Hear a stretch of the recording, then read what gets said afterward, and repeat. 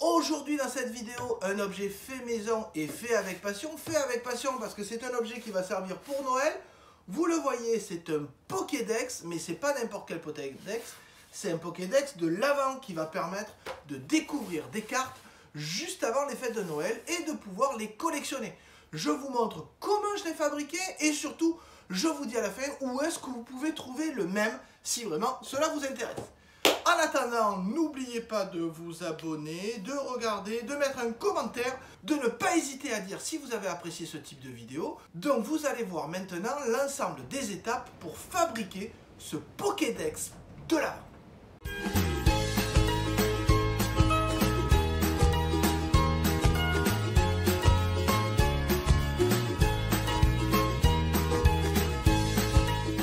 La première étape, évidemment, ça va être de concevoir le graphisme de cet objet. Donc vous voyez que là, j'ai repris le graphisme d'un Pokédex et j'ai découpé à l'intérieur 24 cases pour les 24 jours de l'Avent.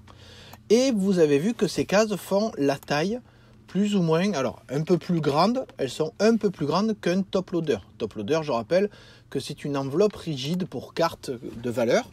Donc je reprends les différents éléments du Pokédex avec les différents interrupteurs, boutons qu'il peut y avoir, la forme générale avec la découpe et je mets à l'intérieur 24 cases qui permettront de ranger autant de top loaders pour avoir ce fameux calendrier de l'Avent sur 24 jours. Donc ça c'est une chose, mais je vais devoir maintenant séparer ces éléments en fonction de l'épaisseur dans laquelle je vais le découper. Donc par exemple, le contour là va être découpé dans du 6 mm pour faire une épaisseur, alors que les casiers intérieurs ainsi que les fonds vont être découpés dans du 3 mm. Donc maintenant, je vais récupérer toutes ces formes et les mettre dans des fichiers séparés avant de les envoyer à la graveuse laser. Vous voyez ici la plaque qui va servir à être découpée en 3 mm. Donc dans du 3 mm, je vais découper le fond et les casiers qui seront en noir, le fond qui sera peint en rouge. J'ai optimisé les choses pour qu'il y ait le moins de découpes possible, le moins de mouvements possible. Par exemple, tout ça c'est une seule forme et là c'est un trait d'une autre couleur qui se fera après. Ça évite de faire un double passage au niveau de la séparation entre ces deux planches. Donc ça c'est le 3 mm. Mais j'ai aussi la même chose avec le 5 mm. Donc vous avez ici ce que je vais découper dans le médium de 5 ou 6 mm. Donc ça sera la forme qui permettra de faire l'épaisseur et de mettre les casiers à l'intérieur. Donc il va me rester des grandes planches de 6 mm que je pourrais bien entendu utiliser pour d'autres projets. Même chose là, j'ai fait une forme générale et après une découpe entre les deux pour éviter d'avoir deux traits au niveau de la séparation des deux formes. Maintenant ces fichiers vont aller sur la découpeuse laser et on va voir ce que ça donne. Pour optimiser, j'ai repris mon fichier et cette fois j'ai fait deux formes séparées, ce qui va me permettre de les positionner sur la découpeuse laser comme ça, si jamais j'ai besoin. Voilà, donc comme ça, ça sera plus simple si jamais je veux faire des dispositions un peu différentes. Vous l'avez compris, maintenant que tous les fichiers informatiques sont faits, je vais passer sur l'ordinateur pour pouvoir commander à ma découpeuse laser de faire les pièces dont j'ai besoin pour faire ce porte-carte Pokémon, ce calendrier de l'Avent Pokémon. Et je vais utiliser des plaques qui sont ici, à savoir du médium de 3 mm pour les bords supérieurs et du médium de 5 mm pour le fond. Ça me permettra d'avoir une petite différence de niveau qui se retrouvera au niveau de l'emplacement où je vais ranger les cartes. Bien évidemment, ces plaques vont être peintes pour correspondre aux couleurs du Pokédex, ce qui permettrait d'avoir quelque chose de cohérent par rapport à l'univers de Pokémon. Donc c'est pas le plus compliqué une fois que c'est fait, je passe sur l'ordinateur, je récupère les fichiers, je les envoie à la découpeuse laser et on est parti pour de la découpe. On se retrouve une fois que toutes les pièces ont été découpées pour justement voir comment on les décore et comment on les assemble. Enfin je. Non, c'est pas le Beans dans le garage, du tout. Alors la plaque de MDF, bon, on dépasse un peu, hein, de 6 mm est en place.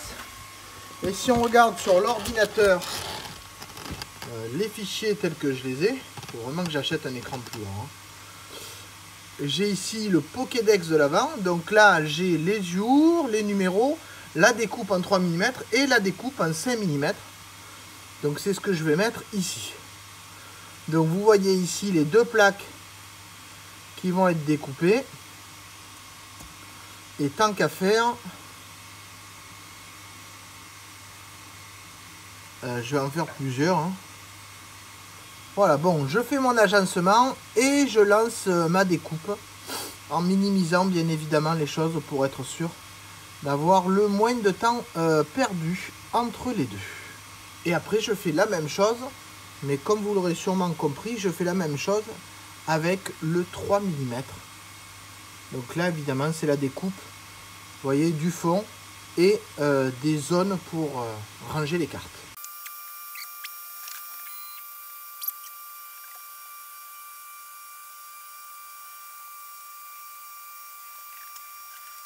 Maintenant, toutes les découpes sont terminées, donc je me retrouve avec, vous voyez, plein de pièces. Donc, d'abord, j'ai plein de petits morceaux de bois dont je ne sais pas quoi faire, mais ça, je vais trouver, J'ai les cadres pour placer les cartes. J'ai le fond d'un côté, le fond de l'autre. Et bien évidemment, j'ai le tour. Il faut faire attention, ça peut être fragile. Le tour d'un côté. Et le tour de l'autre côté. Je vais vous montrer à quoi ça ressemble sur un assemblage à blanc. Après, la première étape va être de coller ces éléments-là sur les fonds et de tout peindre en rouge avant de venir mettre les cadres que j'aurais peints en noir. Et peut-être qu'au fond, je vais mettre une petite feutrine pour faire luxe, quoi, il faut le dire. Je vous montre un assemblage à blanc. Comment constituer ce Pokédex de l'avant? Alors d'abord, j'ai les deux fonds ici et ici. Donc le côté gauche, le côté droit. Par-dessus, je vais venir coller les décors. Voilà, des épaisseurs de 6 mm, vous voyez, d'un côté et de l'autre. Comme ça, on retrouve la forme du Pokédex. Donc il faut imaginer, ça va être voilà, comme ça, sous forme de livre qui s'ouvre. Une fois que ces fonds seront collés et peints en rouge, je vais pouvoir venir mettre dedans les cadres qui vont me permettre de tenir les cartes, évidemment. Voilà, avec les emplacements ici. Ça sera peint en noir. Là, il y aura une petite feutrine noire. Là, ça sera en rouge. Et ici, je vais mettre là, rien, juste pour le décor. Peut-être mettre un petit texte, c'est possible. Et là, de la résine pour faire comme si c'était des boutons. Donc, première étape, ça va être d'assembler les fonds, de coller les fonds avec les bords pour avoir les premiers côtés de ce Pokédex de l'avant. On voit l'avantage de la découpe laser, c'est qu'on est sûr que les découpes se font, vous voyez, nickel, à la même taille, avec les bons éléments. Et vous voyez aussi l'avantage d'avoir fait ici en 6 mm et ici en 3, c'est-à-dire qu'il y a quand même un petit creux ici qui permettra, si on a envie, de mettre une plaque de plexiglas après pour protéger ces cartes et pour pouvoir les exposer dans ce Pokédex. Donc je vais coller tous ces éléments, les peindre et on se retrouve à l'étape d'après. Petite astuce au passage, vous le savez, là normalement je dois couler de la résine pour faire comme les boutons du Pokédex. Sauf que quand je laisse mes découpes comme ça, j'ai toujours peur que la colle ne suffise pas et que la résine glisse en dessous. Du coup, je vais utiliser un petit peu de mastic acrylique, de mastic de maçon, pour pouvoir le mettre dans le creux ici. Vous voyez, comme ça, de façon très simple. Ce qui fait que je vais être sûr que ma résine ne glissera pas entre les deux plaques de MDF. J'aurai pas de fuite de résine par la suite. Donc, je mets ça juste après la colle, ce qui permet à tout de sécher en même temps. Du coup, demain, je n'aurai plus qu'à peindre en rouge. D'ailleurs, vous allez voir, je vais peindre ça à la bombe. C'est tellement plus pratique.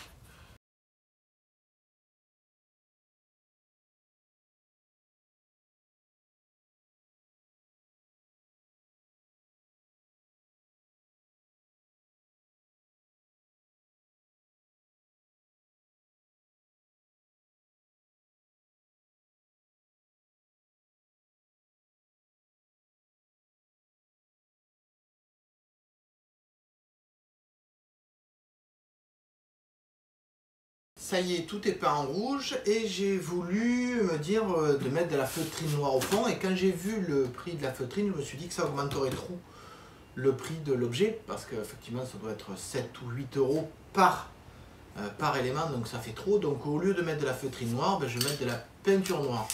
Donc j'ai essayé avec un rouleau et je me suis rendu compte que c'était pas terrible. Donc du coup je vais le faire avec une bombe de noir laqué. Comme ça sera un petit côté brillant et joli de la chose.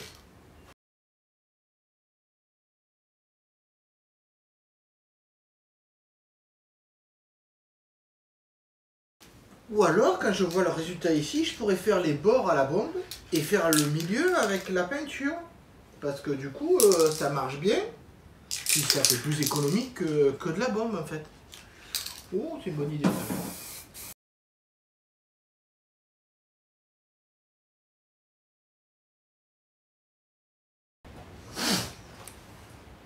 C'est pas tout à fait le même noir.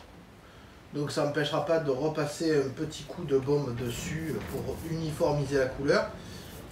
Mais ça fait des économies quoi. Maintenant que l'étape peinture est terminée, bon il y a un peu à rattraper, puis des fois ça a bavé, on va passer sur l'étape résine. Alors pour la résine c'est simple. J'ai donc cette résine transparente et à l'intérieur je mets les pigments suivants. Rouge, jaune, vert et bleu. Le bleu, le rouge, le jaune, le vert. Et donc je vais couler ça dans les différentes pots. Donc évidemment je prépare une grosse quantité de résine transparente que je sépare en plusieurs pots, bleu, jaune, rouge, vert, et je coule petit à petit. Et une fois que cela sera sec, on pourra enfin passer à l'assemblage de ce Pokédex de l'avant. Il faudra quand même que je vous montre comment je cache les cartes qui sont dedans, parce que le principe d'un calendrier d'avant, c'est qu'on l'ouvre sans savoir ce qu'il y a à l'intérieur, la surprise, tout ça, tout ça. C'est d'ailleurs ce qui est en train d'être découpé sur la graveuse laser que vous entendez en ce moment. Alors voilà pour la confection de la résine. L'idée c'est de peser 2 fois plus d'éléments A que d'éléments B. C'est ce qui est écrit ici. 2 fois d'éléments A pour 1 fois d'éléments B. Alors comme je ne sais pas de combien j'ai besoin exactement, je vais le faire en 2 fois. Il faut savoir que le mélange est essentiel, très important de bien mélanger. Du coup, je me suis imprimé en 3D ce petit outil qui permet de mélanger correctement la résine. Il faut mélanger au moins 3 minutes.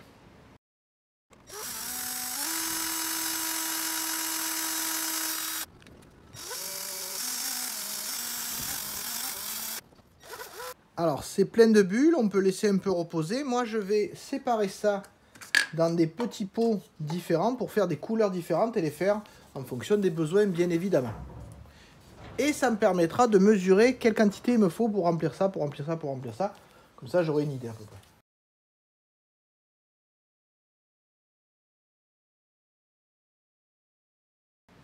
Voilà, vous voyez que là c'est largement suffisant. Hein. Quelque chose de bien coloré. Qui a moins de bulles que tout à l'heure. L'avantage c'est que comme il fait froid dans le garage, ça ne durcit pas tout de suite. Alors peut-être je vais les couler dans la maison pour que justement ça puisse durcir tranquille. Il faut que je vois les couleurs qu'il me faut aussi. Bon, on va se retrouver, vous avez compris le principe, on se retrouve au moment du coulage.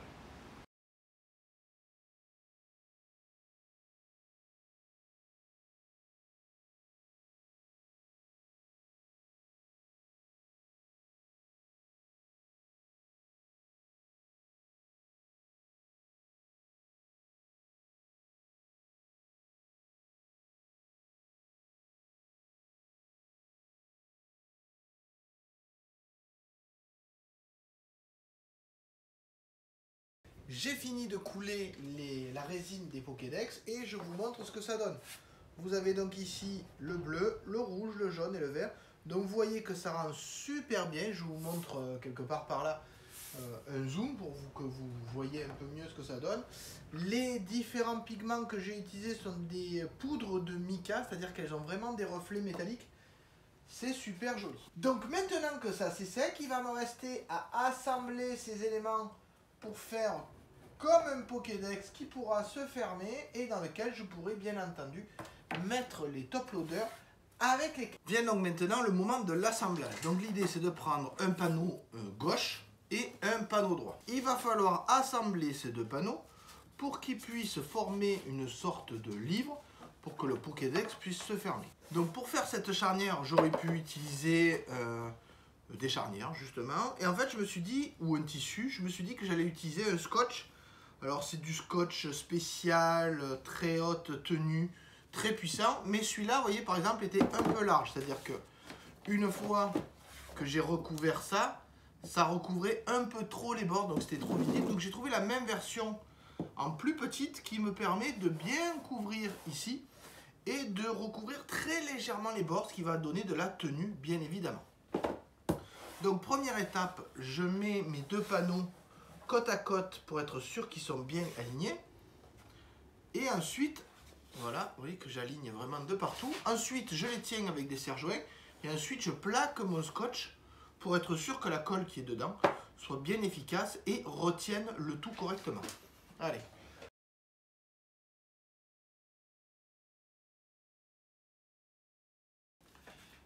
Avant de coller le scotch, un petit coup de ponçage pour avoir quelque chose de propre.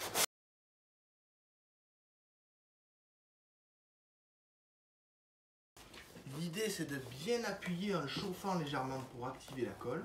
Je ne sais pas si c'est efficace, mais comme ça marche dans toutes les réactions chimiques, quand on chauffe, elles sont toujours plus efficientes. Ça y est, j'ai ma charnière. Donc mon Pokédex maintenant peut s'ouvrir sans aucun souci. Voilà. Donc évidemment, si je tire, ça va le décoller. Mais si je reste raisonnable sur la traction que je vais exercer sur la charnière, bien évidemment. Après tout, je rappelle que c'est un objet de collection, hein, c'est pas fait pour faire du sport avec. Donc maintenant, je vais coller à l'intérieur les casiers, vous allez voir ce que ça donne. Quand je parle des casiers, je parle bien évidemment de ces découpes-là qui rentrent dans les zones ici pour pouvoir poser les top loaders. Donc vous voyez que ça rentre nickel. Donc là maintenant, j'ai mon calendrier Pokémon de l'avant avec mes différentes cases. L'aspect Pokémon qui est ici, je vais mettre les top loaders. Il est quasiment assemblé. Il me reste juste à mettre par-dessus ce qui va cacher les cases. Je vais vous montrer ça, mais juste après. Donc la partie finale, ça va être de coller ce morceau de papier. Alors là, c'est un morceau de papier blanc. Bien évidemment, je vais en avoir une version imprimée, hein, puisque ça, c'est une version bêta. Et il faut remarquer que dans cette version blanche, les cases sont, vous voyez, découpables ici. En fait, c'est voilà, c'est une version de Lightburn qui permet de faire des perforations. Donc, je vais coller ça par-dessus. D'accord? Et ça permettra à la personne de découper la case, de tirer dessus et de découper la case si elle veut, pour découvrir la carte qui est dessous. Alors, il faut que je fasse une petite encoche ici pour pouvoir attraper le papier, bien évidemment. Et je ne vais pas les coller aujourd'hui, parce que pour les coller, il faut que j'ai mis les cartes à l'intérieur, ou que la personne ait mis les cartes à l'intérieur. Donc vous voyez globalement à quoi va ressembler le Pokédex de l'avant. 24 cases pour avoir 24 cartes avec des top loaders et avoir le plaisir de découvrir ça tout au long du mois de décembre. Et de plus, exceptionnellement, parce que quitte à en faire un, j'en ai fait plusieurs, vous pourrez acheter ce modèle. Alors ce modèle ou un autre, hein, puisqu'il y en a plusieurs et il en reste 4. Vous pourrez acheter ce modèle si vous voulez dans la boutique de Mastodon Shop. Oui, c'est un copain qui tient ça, il vend de la carterie. Il m'a dit, oh, ça serait pas mal, il faudrait voir si tu en fais plusieurs. Donc vous le voyez, le calendrier de l'Avent, non seulement peut permettre de faire des surprises, vous pouvez le constituer vous-même en mettant les cartes que vous voulez mettre dedans. Et surtout, vous pouvez le garder après comme présentation pour des cartes. Vous voyez que quand même, c'est un objet qui permet de mettre en valeur ses plus belles cartes. Donc n'hésitez surtout pas à le contacter si vous êtes intéressé par un de ces modèles. Vous retrouverez toutes ces coordonnées dans les commentaires. Bon, sur ce, je vais essayer de vous laisser avec des images de la page imprimée finie pour que vous voyez ce que ça donne. Je vous dis au revoir. J'espère que vous avez apprécié ce projet fait maison et fait avec passion. Je vous dis au revoir et à bientôt. Alors voilà ce que ça donne quand c'est terminé. Donc vous avez tous les chiffres là. Et il suffit d'attraper un coin et de tirer pour pouvoir dévoiler les cartes. Donc vous voyez, voilà, 1, 2, voilà, le 4. Donc vous avez comme ça, d'accord, tous les jours, il suffit de les ouvrir. Ah, faut penser à les mettre à l'endroit, c'est tout. Voilà, et donc vous avez là un calendrier de l'Avent Pokémon sous forme de Pokédex qui peut aussi servir de présentoir de cartes. Une fois que tout est ouvert, on peut s'en servir de présentoir à cartes. Donc ça permet de mettre en valeur ces cartes comme présentoir dans un Pokédex. Voilà, vous aurez vu la totalité de l'utilisation de ce Pokédex de l'Avent.